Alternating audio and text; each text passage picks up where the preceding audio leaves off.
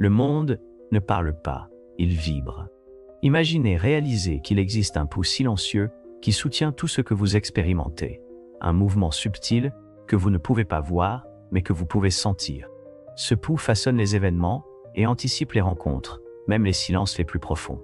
Que se passerait-il si ce pouls n'était pas aléatoire, mais le langage caché de l'univers? Vous essayez de changer votre vie, vous essayez d'agir, de forcer, de planifier, mais tout semble vous échapper, comme si quelque chose d'invisible dirigeait tout dans l'ombre. Peu importe à quel point vous essayez, quelque chose à l'intérieur est encore désaccordé. C'est parce que c'est le chaos. La plupart des gens vivent dans une lutte constante pour le contrôle. Ils essaient de réparer le décor, de changer les autres et de résister au courant. Mais ce qu'ils ne réalisent pas, c'est que la réalité ne suit pas des ordres directs. Elle répond à des fréquences, des vibrations et des émotions silencieuses qui se propagent comme des vagues. L'univers n'entend pas les mots, il entend les états. Et voici le point dont personne ne parle. Ce n'est pas votre volonté consciente qui détermine votre vie, c'est votre vibration prédominante, celle qui s'installe lorsque vous êtes seul, lorsque vous n'essayez pas d'impressionner et lorsque personne ne regarde. Cette vibration ne vient pas de ce que vous dites vouloir, elle provient de ce que vous croyez profondément sur vous-même, sur le monde et sur ce qui est possible.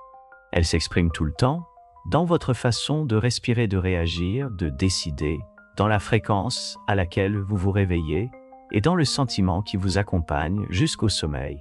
Vous ne vivez pas ce que vous désirez, vous vibrez ce que vous croyez et tout ce qui vous entoure répond à cela. Mais il y a une loi, inscrite par des sages, chuchotée par des mystiques et vécue par des maîtres. Une loi qui révèle pourquoi tout bouge et pourquoi tout vibre. Hermès Trismégiste l'a appelée la loi de la vibration. Elle stipule précisément: rien ne repose, tout bouge et tout vibre. Ce n'est pas une métaphore poétique, c'est une structure de la réalité. Dans les prochaines minutes, vous comprendrez pourquoi certains schémas se répètent, même quand vous pensez les avoir dépassés. Vous découvrirez comment le son façonne la forme, comment l'émotion modifie le chant, et comment aligner votre vibration peut transformer tout sans avoir besoin de forcer quoi que ce soit. Mais un avertissement, une fois que vous comprenez comment tout vibre, il sera impossible d'ignorer ce qui pulse en vous. Car tout pulse, même si cela semble statique, encore solide. Même ce que vous appelez matière est, en vérité, énergie en mouvement, vibration condensée, dansante, à des fréquences si élevées ou si subtiles que vos sens ne peuvent pas les percevoir clairement. Mais elles existent. Rien n'est véritablement immobile. L'immobilité n'est qu'une apparence. La science quantique moderne confirme maintenant ce qu'Hermès Trismégiste enseignait il y a des millénaires. Tout vibre, du son qui résonne au silence qui précède le son, de la lumière que vous voyez au vide qui semble ne contenir rien. Chaque particule, chaque émotion, chaque pensée vibre. Et cette vibration n'est pas neutre.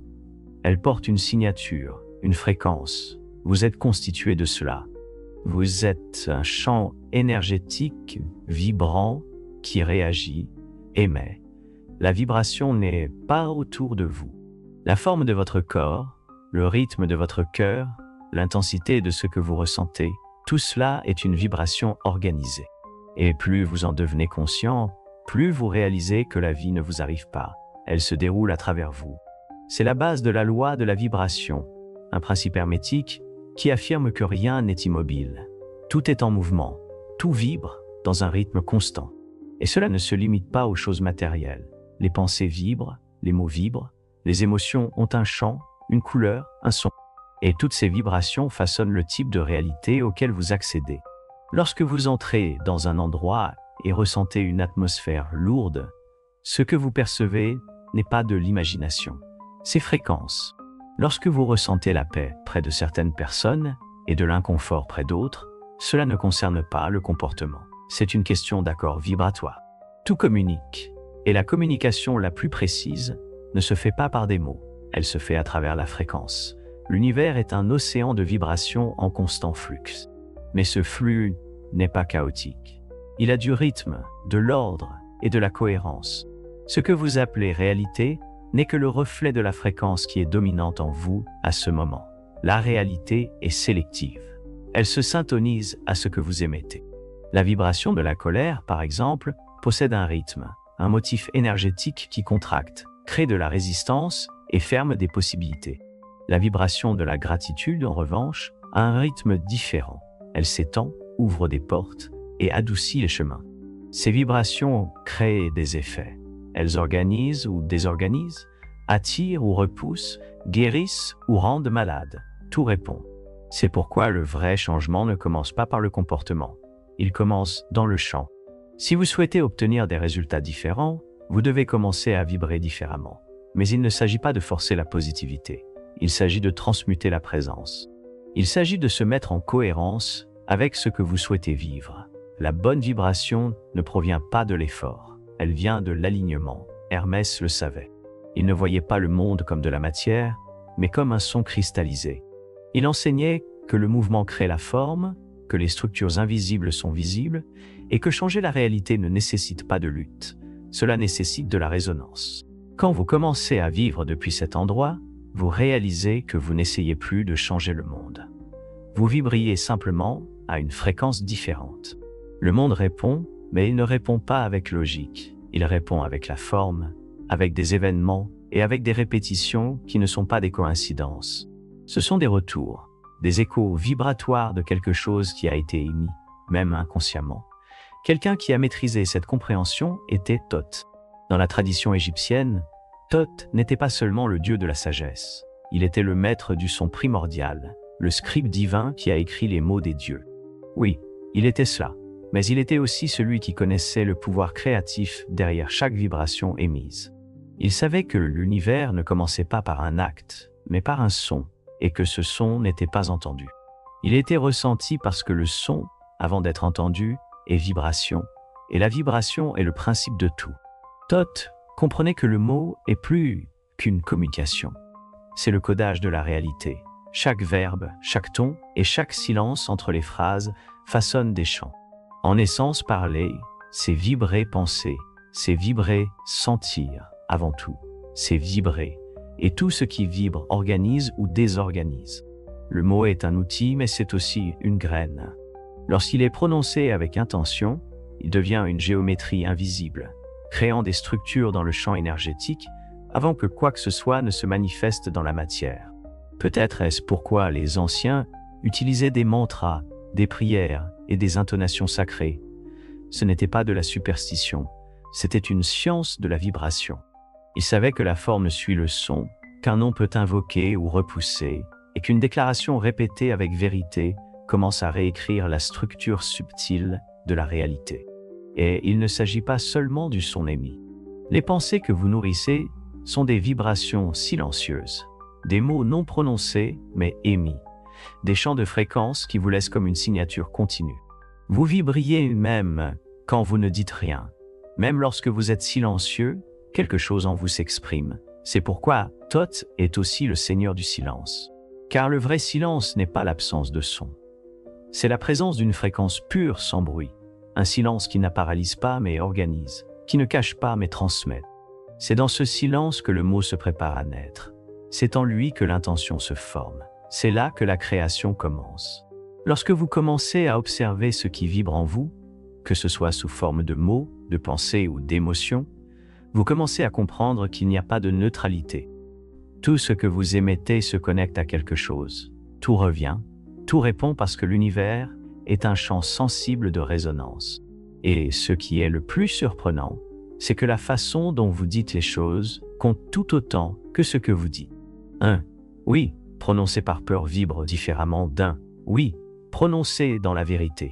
Une demande faite dans le manque a la fréquence opposée d'une demande faite dans la gratitude. C'est pourquoi parfois, même en demandant ce que vous voulez, vous attirez le contraire, parce que ce n'est pas la demande qui crée, c'est la vibration derrière elle. Thoth a enseigné que le mot ne doit pas être utilisé à la légère, que la pensée ne doit pas être répétée inconsciemment, que le silence doit être vénéré. Parce que tout cela est vibration en action, et la vibration n'est pas juste de l'énergie, c'est une direction, c'est une intention façonnée en son. Vous pouvez apprendre à écouter votre propre fréquence, à remarquer ce que vos mots disent vraiment, à ressentir ce que votre silence transmet, et à réorienter vos pensées avant qu'elles ne se transforment en forme. Et lorsque vous faites cela, quelque chose change, vous ne vivez plus simplement, vous co-créez. Mais co-créer ne signifie pas manipuler ce qui est extérieur. Cela signifie altérer ce qui vibre à l'intérieur. Parce que peu importe combien vous désirez une nouvelle réalité, elle ne peut pas se manifester tant que votre fréquence soutient l'ancienne. La vibration est le moule invisible dans lequel le visible se verse. Rien ne se passe à l'extérieur sans d'abord être soutenu par un état interne. Et cet état n'est pas mesuré par des mots ou des intentions éphémères. Il se révèle dans ce que vous ressentez lorsque vous êtes seul, dans ce qui émane de vous lorsque vous n'essayez pas de paraître fort, positif ou éclairé. La vraie vibration vit dans les profondeurs. C'est le ton émotionnel silencieux qui vous accompagne dans chaque décision, dans chaque réaction, dans chaque moment inaperçu. C'est pourquoi observer votre vibration est un acte de connaissance de soi, car cela expose ce que votre esprit cache encore. Cela révèle ce que vous croyez, même lorsque vous dites que ce n'est plus le cas, et cela révèle, avec précision, pourquoi certaines situations continuent de revenir. Parce que l'univers ne réagit pas à ce que vous désirez, il réagit à ce que vous vibrez avec le plus de constance. S'il y a un manque, il y a une fréquence qui le soutient. S'il y a des schémas de rejet, il y a une vibration non intégrée qui ancre ces expériences, non pas comme punition, mais comme miroir. L'univers ne vous punit pas. Il vous reflète, ce qui revient et s'y vibre. Et la clé n'est pas de se blâmer pour cela. La clé est de réaliser que si votre vibration crée la réalité, alors changer votre vibration change tout. Mais c'est là que l'attention est nécessaire. Élever votre fréquence ne signifie pas faire semblant d'être joyeux. Cela signifie libérer ce qui vous alourdit. Transcender, ce n'est pas échapper à ce que vous ressentez. C'est ressentir profondément jusqu'à ce que l'émotion se dissolve dans la conscience. Lorsque vous accueillez votre douleur sans vous identifier à elle, quelque chose commence à changer.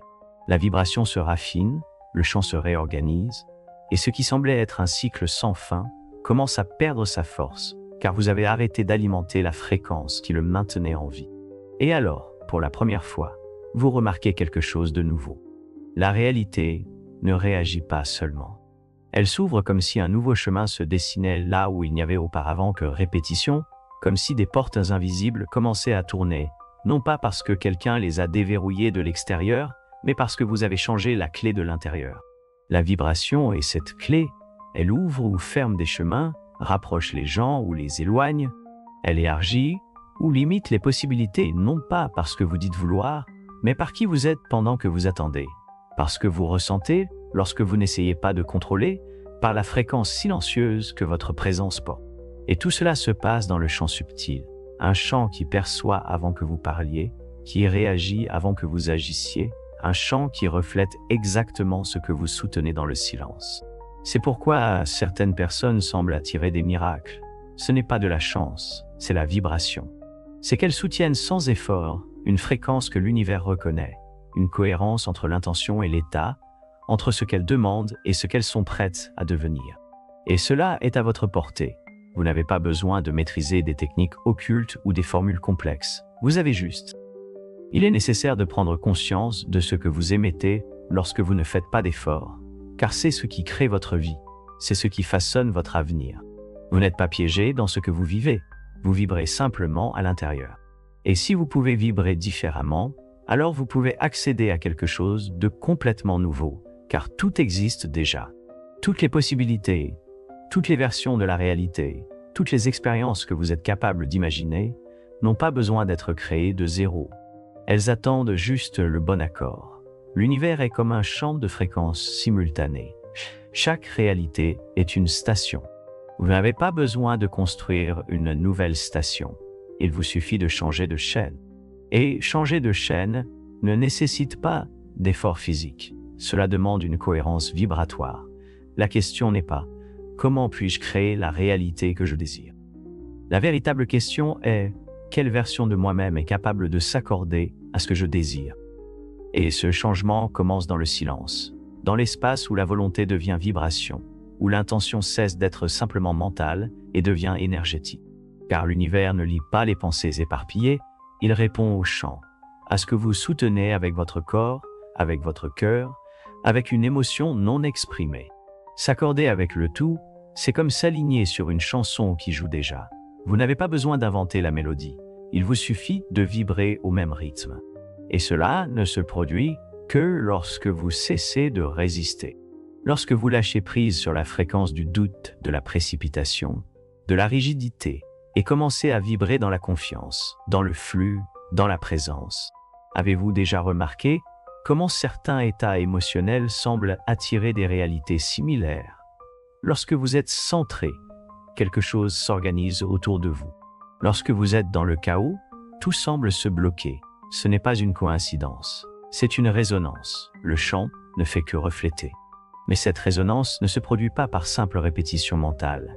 Elle se manifeste lorsque la vibration devient naturelle. Lorsque l'état qui nécessitait autrefois un effort devient votre nouveau point de départ. Lorsque ressentir la paix n'est plus une exception, mais la nouvelle norme. Lorsque la confiance n'est pas une pratique, mais une relation constante. Voilà pourquoi les transformations les plus profondes ne se produisent pas par la logique, mais par la vibration. Vous pouvez tout comprendre intellectuellement et néanmoins ne rien changer. Ce n'est pas ce que vous savez qui accorde le champ, c'est ce que vous vibrez, ce que vous incarnez, ce que vous soutenez sans avoir besoin de faire semblant. Plus vous vous alignez intérieurement, plus les réponses extérieures se réorganisent. Pas parce que vous les forcez, mais parce que l'univers n'a pas d'autre choix. Il danse au rythme de votre fréquence. Il tourne autour de votre vibration. S'harmoniser avec le tout, c'est cesser d'essayer de contrôler la réalité et commencer à vibrer en cohérence avec elle. C'est abandonner la guerre invisible entre ce que vous ressentez et ce que vous dites ressentir. C'est rassembler corps, esprit et âme dans la même mélodie. Parce que la vérité est simple, la réalité ne résiste pas à un chant qui vibre dans la vérité. Lorsque vous vous alignez, le monde suit. La vibration n'est pas un concept ésotérique perdu dans des livres anciens. C'est le pont invisible entre ce que vous vivez et ce que vous êtes. C'est le mot de passe silencieux qui ouvre les bonnes portes, ou vous garde enfermé dans les mêmes couloirs que d'habitude. Après aujourd'hui, il n'y a plus moyen de dire que vous ne saviez pas. Maintenant, vous comprenez que vos pensées ne sont pas neutres, que vos émotions ont une fréquence, et que votre présence communique avant même votre voix. Maintenant, vous savez que l'univers n'attend pas vos mots. Il répond à votre chant, à votre état le plus véritable, à la fréquence que vous soutenez même lorsque le monde est silencieux, et cela change tout. Parce que savoir cela transforme la façon dont vous vous réveillez, comment vous réagissez et comment vous respirez face à ce qui vous déstabilisait auparavant. Savoir cela change la façon dont vous prenez soin de vous, comment vous apaisez votre monde intérieur, comment vous choisissez ce que vous consommez, ce que vous pensez et ce que vous portez. Vous réalisez que vous n'avez pas besoin de contrôler le monde. Vous devez simplement entrer en cohérence avec ce que vous souhaitez voir refléter, car le monde n'est pas ce qui vous arrive, c'est ce qui vous répond. Hermès, Trismégiste, a écrit « Celui qui comprend le principe de vibration a saisi le sceptre du pouvoir. Ce n'est pas le pouvoir qui domine. C'est le pouvoir qui accorde, qui ne force pas, qui ne mendie pas et qui ne lutte pas contre la réalité, mais la transforme parce qu'il vibre à un rythme différent. Maintenant que vous savez cela, regardez autour de vous avec de nouveaux yeux. Ce qui est présent dans votre vie aujourd'hui vibre avec vous et ce qui n'est pas encore arrivé attend votre fréquence pour trouver le chemin. Vous n'avez pas besoin de courir après la réalité que vous désirez. Vous devez simplement devenir le champ où elle se manifeste. Si ce message a touché quelque chose en vous, laissez un j'aime, abonnez-vous à la chaîne et activez les notifications. Cela a diffusé cette prise de conscience auprès de plus de chercheurs. Dans les commentaires, écrivez « Je suis la fréquence de la réalité que je veux vivre ». Partagez cette vidéo avec quelqu'un dont vous respectez la vibration ou quelqu'un qui a besoin de se reconnecter avec la sienne. C'est le 3e épisode de la série sur les 7 lois hermétiques. Si vous n'avez pas encore regardé les 2 premiers sur la loi du mentalisme et la loi de correspondance, cliquez sur l'écran et plongez profondément. De nouveaux épisodes sont déjà en préparation. N'oubliez pas, l'univers ne répond pas à l'effort. Il s'incline devant la cohérence vibratoire.